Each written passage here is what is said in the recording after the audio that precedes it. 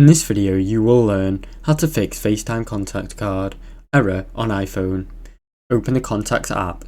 Make sure you own Contact Exist and include your active phone number and Apple ID email. Set your My Card. In Contacts, tap your card and set as My Card if you haven't already selected it. Check Apple ID sign in. Go to Settings, your name, and confirm you're signed in with the correct Apple ID. Verify FaceTime reattachability. Go to Settings FaceTime and make sure your phone number and email are checked under You can be reached at FaceTime. Enable Caller ID. In FaceTime settings, ensure Caller ID is set to the correct number or email. This exists in your contact card. Restart FaceTime or iPhone.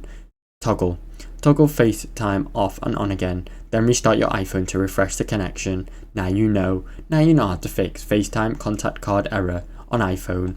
Thanks for watching. Don't forget to like and subscribe.